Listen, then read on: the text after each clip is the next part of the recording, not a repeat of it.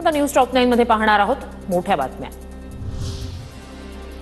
सभागृहात विरोधी पक्षाच्या आमदारांना बोलू दिले जात नाही। आम्ही आमच्या मतदारसंघातील प्रश्न कसे मांडायचे, मवियाच्या नेत्यांकडून वरिष्ठ नेत्यांकडे नाराजी व्यक्त। तर हताश होऊ नका, हताश होऊन चालणार नाही, वरिष्ठांचा सल्ला।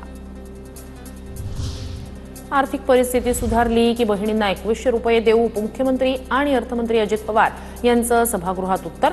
लाडक्या बहिणींना 2100 रुपये देणार नाही असं म्हणालो नाही, असंही अजित पवारांचं स्पष्टीकरण। सगळी सोंग करता येतात, पैशाचं सोंग करता येत नाही, असंही वक्तव्य। आम्ही कधी असं म्हटलेलं नाही की आम्ही ते देणार नाही, आम्ही देणार आहे।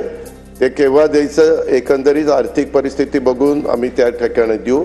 सगळी सोंग करता येतात, पैशाचं सोंग काही करता येत नाही। विधान परिषदेच्या नव्या आमदारांचा उद्या दुपारी 1 वाजता शपथविधी। संजय खोडके, चंद्रकांत रघुवंशी, संदीप जोशी, संजय केनेकर शपथ घेणार। दादाराव केचेही विधान परिषदेच्या आमदारकीची शपथ घेणार।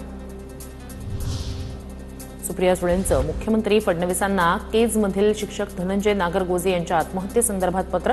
नागरगोजेंच्या पत्नी राजकन्या नागरगोजे यांना सरकारी नोकरी देण्याची मागणी।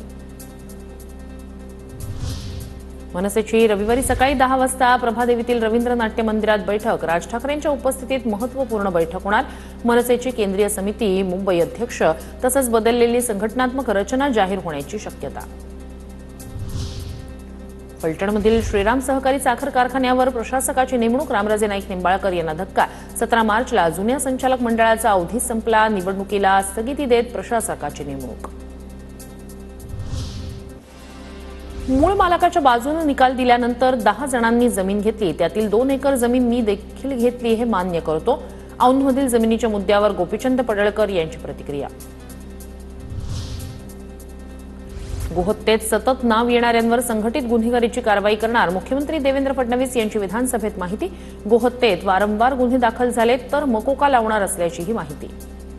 आता या संदर्भात निर्देश दिले जातील की वारंवार जर गोहत्येच्या संदर्भातले गुन्हे दाखल झाले तर संघटित गुन्हेगारी कायद्यामध्ये त्यांच्यावर कारवाई करण्यात। ज्येष्ठ शिल्पकार राम सुतार यांना महाराष्ट्र भूषण पुरस्कार। मुख्यमंत्री फडणवीसांची विधानसभेत घोषणा। राम सुतार यांच्याकडून चैत्यभूमीवरील बाबासाहेबांच्या शिल्पाचं काम।